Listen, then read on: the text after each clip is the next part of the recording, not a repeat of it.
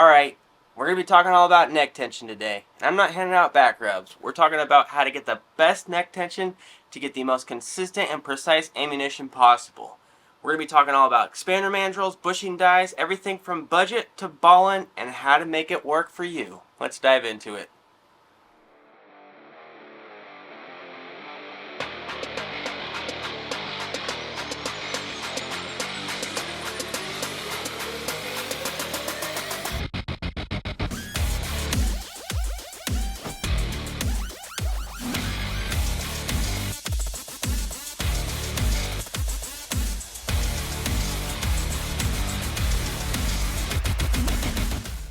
It's truly an international video today because we have the APW Expander Mandrel set, and a big thanks to Precision Zone, based out of Canada, for sending this in for us. And I've wanted to do a deep dive into expander mandrels. In fact, I have been doing a deep dive into expander mandrels, but I've wanted to pick up some more than what I've currently been using to test out comparatively, because it's an interesting space in reloading dies. There's a lot of confusion, and there's kind of two different types of expander mandrel setups that nobody really relays the information across in a way that is understandable to someone who's brand new to this. So I want to break down some of those barriers and demystify some of this for some of the new folks, but also for some of the people that have been reloading for a long time. Kind of just go over some of these options and show you how I do it, show you some of the different ways to achieve it. Maybe there's a way that you can improve your process, or if this is something that you've wanted to get into and haven't yet. Neck tension is a super critical part of reloading, and it's one of the easiest ways to fine-tune a load. There's not a whole lot of effort in terms the juice is definitely worth the squeeze, I guess you could say. Think of it kind of like tuning a race car. You've got the race car, it's just ready to rock and roll. It's good as it sits, right? But then you put a tune into it that just makes it even better. Well, that's like what adjusting the neck tension is. And the mandrel dies and bushing dies and collet dies, there's a lot of different ways to do that, but all those dies allow you to adjust that neck tension. So we'll take you in and do some up close shots here at the bench and kind of do a talking hands video where I go over some of the different methods that I've tried. And we're going to keep it really simple on this. We're not going to go into testing or the data. There's a lot of videos on YouTube already that explore that in depth, and this isn't really is neck tension a myth, or is this right for you type video. This is just more of a way to relay all the information to show all the different ways that you can achieve neck tension in a really simple and easy to understand format, which is, as far as I know, not necessarily done yet with YouTube. So that was my goal with it. I want to lay this out to where I can go over all the different options in one video that's just super easy to follow, and goes over the costs and the benefits and the pros and cons of each. And then we'll dive into the YouTube sphere with the expander mandrel sets. We'll talk about Eric Cortina's die. We'll talk about the APW expander mandrel set. We'll compare the APW expander mandrel set to some of the others, to the other expander mandrels that I've been using, and just figure out if this stuff's hype or if this stuff's worth your money. I think that you'll be surprised in terms of what you see on the bench. So stay tuned. You're going to want to watch the whole thing. It's worth checking out. Let's dive into it. We're going to kick it off with a budget-friendly option, but just because it's budget-friendly, don't let that deter you. This is an excellent solution, and this is definitely a step above a full-length sizing die. What we have here is the Lee collet die, and as you'll notice, there's a second die here on the table as well, and that's because the Lee collet die is a neck sizing only die, so we need another die to size the body of the case, and that's what this is. This is a Redding body die. And really the brand is irrelevant in this case. I have this Redding one, and I've really liked using it. It's worked really well, and it's been able to provide super consistent results for me. But if you have a favorite brand, pick that, whatever works for you. The price for this, now we'll talk in generalities because depending on what brand you get and what cartridge you're reloading for, the price will vary greatly. But for this Redding body die in 6.5 Creedmoor, it was about $42. The Lee collet die is about $23. Again, the price is unbelievable on this, especially for the innovation. I mean, this thing's been around for a while. It's not a new die, and I really think it was ahead of its time whenever it came out. and it's still super relevant today. You're able to get extremely consistent results. I'm going to explain why here in just a second, but before we do, we kind of have to talk about the shortcomings of your traditional full-length sizing die. And I know this is pretty elementary, but bear with me, it illustrates the point, right? So as the brass goes into a full-length sizing die, we're going to actually be oversizing the neck of the brass. And then as this is a decapping stem out of an RCBS, I believe it's like a 22250 die. It's kind of, it doesn't really matter what die it is, but as the decapping stem is coming out of the case, it's got this expander ball on it. That's what's going to set your final neck tension amount. And so as this is coming out, we've oversized the neck. So as this is coming out, there's a lot of tension on that, and it's actually going to cause the case to stretch. And it's going to stretch it more than what you think, because you'd be extremely surprised if you switch from a full-length sizing die to something like one of the options we have on the table here, how much less brass you're going to have to trim off every time. Whatever your trimming regimen is going to be a significant amount less of brass growth or stretch with these solutions compared to a full-length sizing die. The other downside is just adjustability. There's no adjustability in terms of neck tension with a full-length sizing die. So the way the Lee collet die combats those issues is it actually has this mandrel, and it's not an expander mandrel because it's actually not expanding anything. It's just a mandrel, and this is also what decaps the primer. But then you have this piece here, which is the actual collet. So these work in conjunction, and you can kind of see there that there's some slits in this, and how it works is the brass goes up into this collet part of the die, and this sits on top of it, so it kind of helps support it, and then also this is what squeezes everything together. And the mandrel goes inside the neck of the case, so the neck is fully supported from both the outside and the inside. We're also not pushing or pulling, really. There's a little bit of pushing going on, but not much, hardly at all, because really everything is done at almost the very top of the stroke in terms of your press. So at the very top of the stroke, this is going to fully compress on the die, and you're going to squeeze the outside of the neck around the mandrel, which is a set neck tension amount. This is 3/1000 of neck tension. So you can't oversize your brass. You could undersize it, but you'd have to be really messing up to do it in a way that would hurt anything. You don't have as much adjustability with this as you do with like a full-length bushing die and an expander mandrel combination, but you get so much consistency. And for the price, I mean, like 70-ish bucks for both of these dies together, that's less than some full-length bushing dies cost on their own.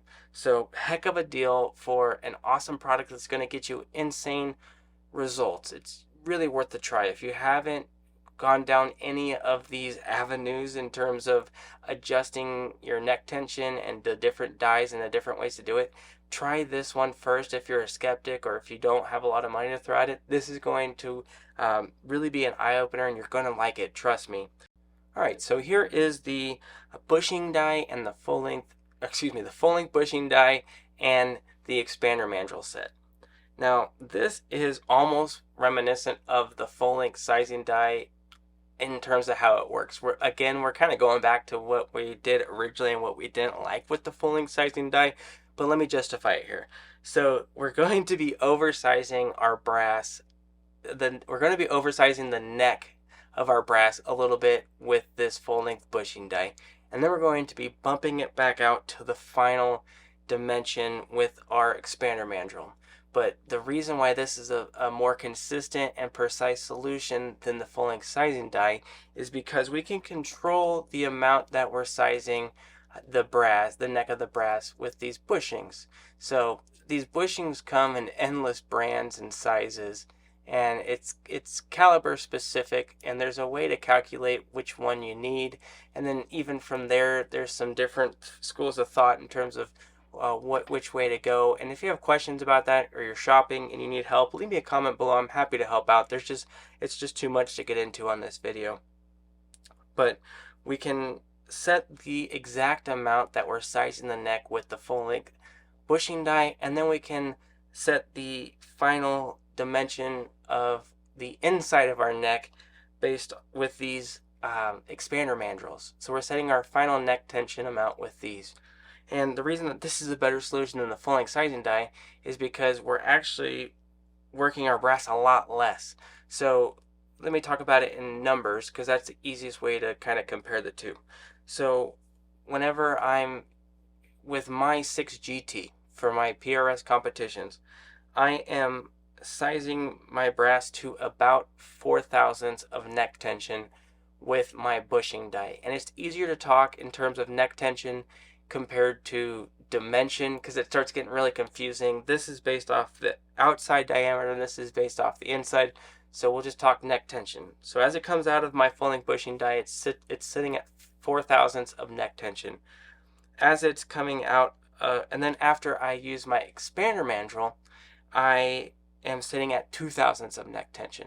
And it's about 4 to 5 thousandths really with the bushing die, but you can adjust it to whatever you want it to be, is my point.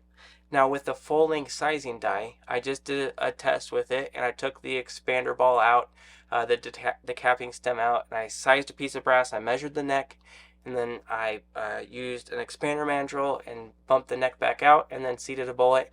And the full length sizing die oversized the brass by about 10 thousandths of an inch. So this is overworking this is cutting the overworking of the brass in half. And instead of pushing down, instead of pulling out on the neck, we're actually pushing down. So we're pushing with all the structure of the case. There's a lot more strength to the case pushing in than there is pulling out.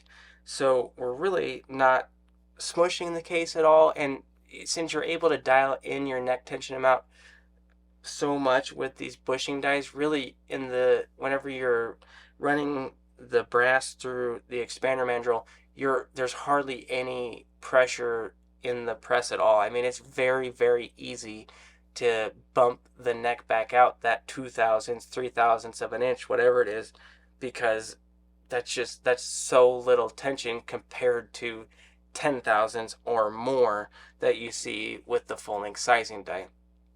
And the possibilities are endless. This is like Legos. I mean, there's an endless amount of bushings, there's an endless amount of expander mandrels. You can plug and play and really hone in what you need for any given situation.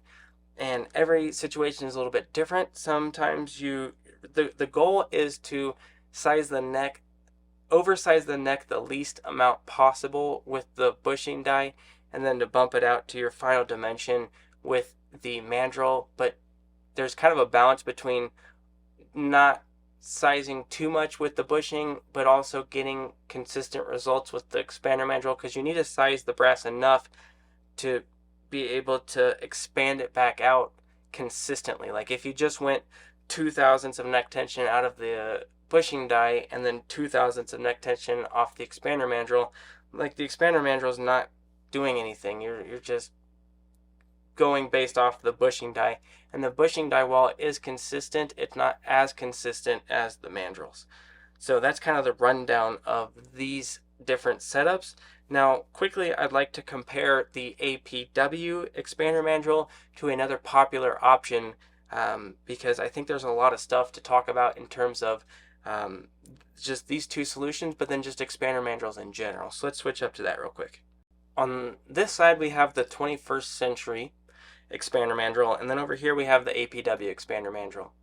And it's not really a fair comparison on screen, because the APW is a much more flashy and package rich version. It's kind of like this is almost like a Honda Civic, and the APW die is more like a Porsche. The Honda Civic works though. It's definitely going to get you from point A to point B, and it's definitely a good car. But is it as cool as the APW? No, most definitely not. Now I think just to compare these two, these are a good comparison just in terms of expander mandrels in general, because I think it's a good representation.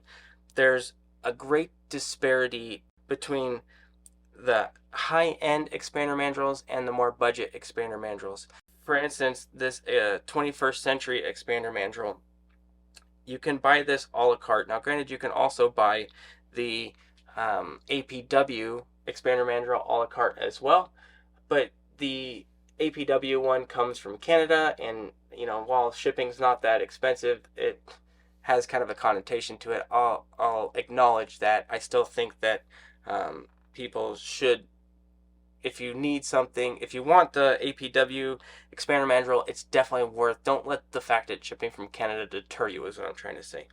So the 21st century expander mandrel body is $42, and then each expander mandrel is $21.50. That's before shipping.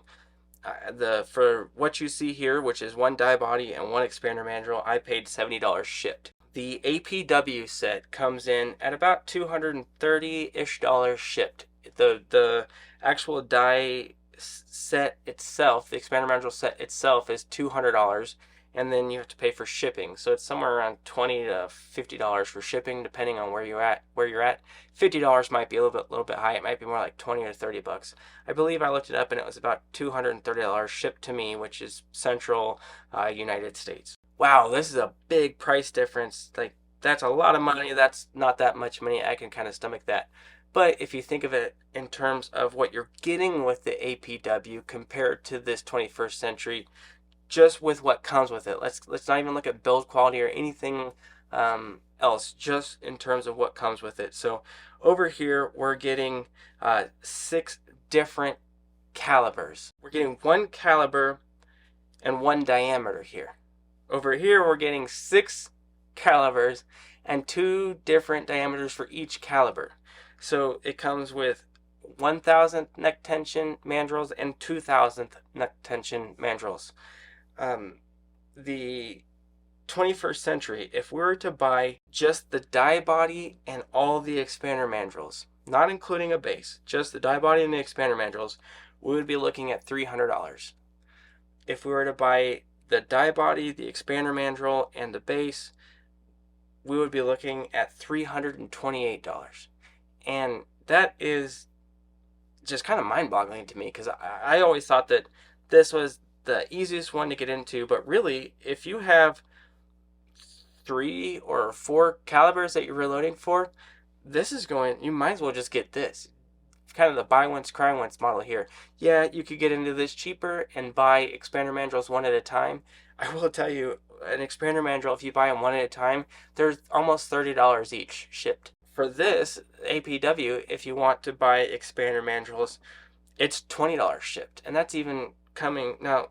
APW is out of South Africa, and then they're sending this expander mandrel setup to Canada, and then Canada is selling it and shipping it to us. So this is going a long ways, and we can still get 2 expander mandrels for less than I can get 1 from 21st century. Now, it might sound like I'm dogging on 21st century here, but I really don't mean to, because I still think that the 21st century die is a good option.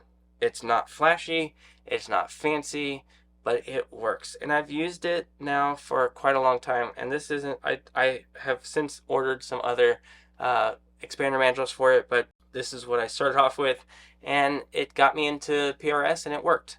If I were to go back and do it again, I would probably just get the APW die. I probably would have spent the same amount of money and gotten a lot more.